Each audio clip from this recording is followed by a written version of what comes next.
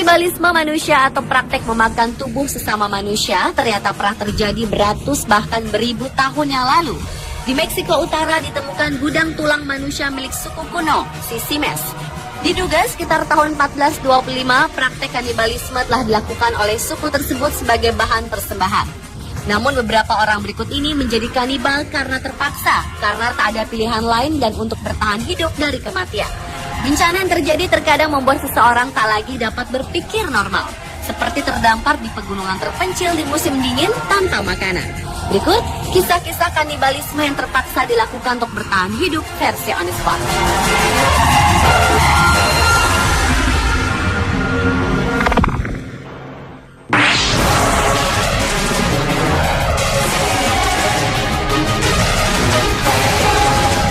Diawali dari kisah kanibalisme yang paling terkenal dalam sejarah yang terjadi di pegunungan Chili Andes di perbatasan Argentina dan Chili pada musim dingin tahun 1972.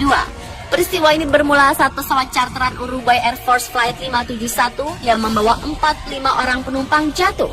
29 penumpang berhasil selamat, namun karena medan yang berat, satu demi satu korban berjatuhan. 8 orang tewas tertimbun longsoran salju, yang lainnya kemudian tewas karena berbagai sebab, seperti tidak mampu bertahan di suhu yang luar biasa dingin dan karena cedera. Para korban berada di ketinggian 3.600 meter di atas permukaan laut pada saat musim dingin sedang hebat-hebatnya dengan hanya memakai pakaian seadanya tanpa makanan. Maka satu-satunya cara untuk bertahan hidup adalah dengan memakan teman-teman mereka yang telah tewas, layaknya seorang kanibal. 11 hari setelah peristiwa, pemerintah setempat menghentikan operasi penyelamatan, tepatnya setelah 8 hari usaha pencarian, karena pihak berwenang menganggap semua korban pasti tidak ada yang selamat. Namun ternyata 16 orang yang selamat tetap berjuang mencari bantuan, sampai akhirnya setelah 72 hari bertahan, para korban itu datang sendiri melaporkan lokasi mereka. Pengalaman luar biasa ini akhirnya difilmkan pada tahun 1993.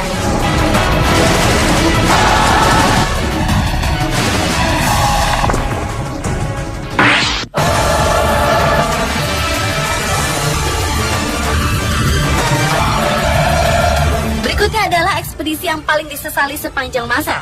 Peristiwa yang populer dengan sebutan ekspedisi Franklin ini adalah tentang seorang perwira angkatan laut yang sudah berpengalaman dan berkali-kali memimpin ekspedisi.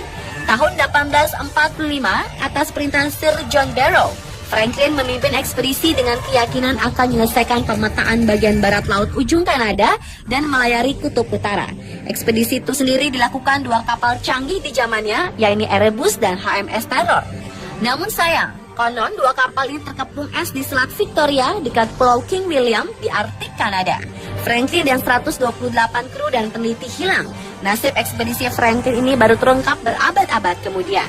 Barulah pada tahun 1981, tim ilmuwan yang dipimpin Profesor Owen Beatty berhasil mengungkap beberapa hal dari temuan mereka di Pulauan Beechey dan Pulauan Raja William.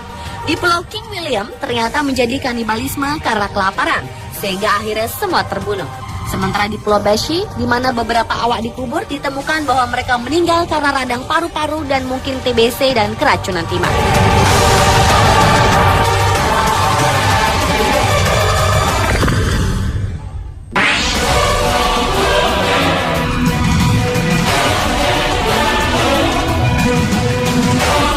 Adalah kisah Alfred Packer yang dikenal sebagai satu-satunya warga Amerika yang pernah dihukum dengan tuntutan kanibalisme. Pada 9 Februari 1874, Alfred dengan 5 orang lainnya melakukan ekspedisi di pegunungan Colorado. 2 bulan kemudian, Alfred kembali dari ekspedisi sendirian.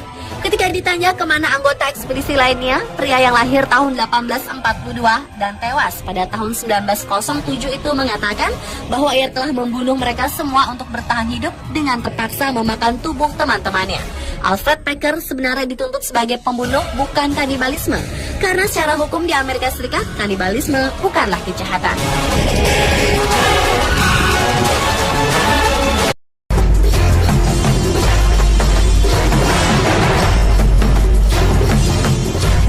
Adalah kisah kanibalisme yang berhubungan dengan Holocaust. Holocaust adalah genosida sistematis yang dilakukan Nazi Jerman terhadap berbagai kelompok etnis, keagamaan, bangsa, dan sekuler pada masa Perang Dunia II. dan bangsa Yahudi di Eropa merupakan korban-korban utama dalam Holocaust yang disebut kaum Nazi sebagai penyelesaian terakhir terhadap masalah Yahudi. Konon, para tawanan perang Jerman ini dibiarkan kelaparan di kamp-kamp konsentrasi yang didirikan Jerman. Dampaknya, demi mempertahankan hidupnya, para tawanan pun saling memangsa satu sama lain. Sampai saat ini peristiwa itu masih menjadi sumber perdebatan genosida yang diciptakan Adolf Hitler ini. Konon memakan jumlah korban bangsa Yahudi mencapai 6 juta jiwa. Mereka ditembak, disiksa, dan diberi gas racun di kampung Yahudi dan kamp konsentrasi.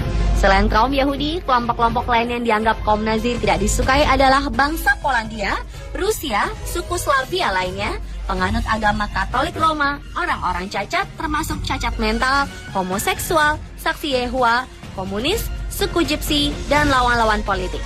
Jika dijumlahkan dengan kelompok-kelompok ini serta kaum Yahudi, maka jumlah korban Holocaust bisa mencapai 9 hingga 11 juta jiwa.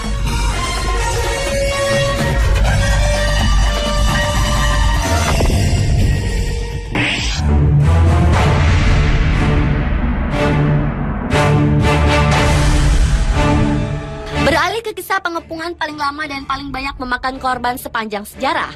Pengepungan Leningrad atau dikenal dengan sebutan blokade Leningrad adalah operasi militer berkepanjangan yang dilakukan oleh Jerman dan pasukan pertahanan Finlandia untuk memblokade Leningrad Rusia pada 8 September 1941. Pengepungan ini berlangsung selama 2 tahun dan menimbulkan korban sebanyak 1,5 juta jiwa. Kota Leningrad benar-benar terisolasi baik di darat maupun laut. Selama berbulan-bulan, para penduduk hanya makan dari danau yang ada di sana. Namun saat musim dingin tiba, danau menjadi beku. Hal itu membuat tentara Soviet mengalami kesulitan untuk memasak makanan, dan masyarakat pun mulai kelaparan. Untuk memenuhi kebutuhan akan makanan, para tukang roti di kota itu diperintahkan untuk membuat roti yang dicampur dengan serbuk gergaji, burung, tikus, dan makanan-makanan lain yang dalam kondisi normal tidak layak untuk dimakan. Setelah itu, praktek kanibalisme pun terjadi di seluruh kota. Sampai-sampai polisi Leningrad merasa perlu melakukan patroli anti-kanibalisme untuk mencegah kondisi makin buas dan tak terkendali.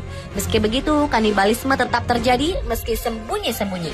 Diperkirakan tragedi itu menyebabkan tewasnya 1,5 juta orang.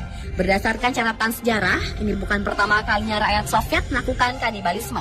Sebelumnya antara tahun 1932 hingga tahun 1933, saat terjadi bencana kelaparan yang luas di Ukraina, praktek kanibalisme juga terjadi.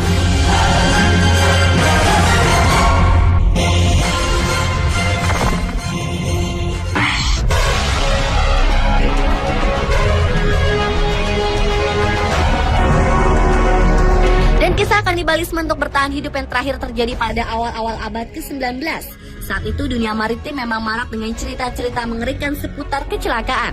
Pada tahun 1820, kapal Essex atau kapal pemburu paus mengalami kecelakaan saat paus menabrak kapal tersebut hingga karam di 3.700 km sebelah barat pantai barat Amerika Serikat. Sebanyak 21 awak berhasil menyelamatkan diri di Pulau Henderson. Mereka bertahan dengan makan ikan, burung, juga tumbuhan yang ada. Sayangnya itu hanya cukup untuk seminggu. Selanjutnya tidak ada lagi yang bisa dimakan. Mereka kemudian masih mencoba bertahan dengan meminum air seninya sendiri. Namun lama-kelamaan mereka jadi saling membantai dan saling memakan tanpa mengenal teman, sahabat, bahkan saudara. Tragisnya, kapten kapal Pollard ikut memakan sepupunya yaitu Owen Covey yang sebelumnya dibantai oleh anak buahnya sendiri. Hampir setahun kemudian barulah pertolongan datang dari kapal penangkap ikan Dopin Nantucket 95. Saat itu 2 orang selamat termasuk sang kapten. Dan di tempat terpisah, kru lain berhasil diselamatkan kapal dagang India.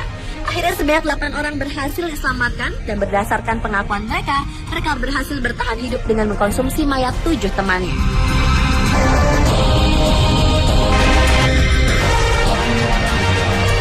Pemirsa, itulah kisah kanibalisme yang terpaksa dilakukan untuk bertahan hidup versi On The Spot.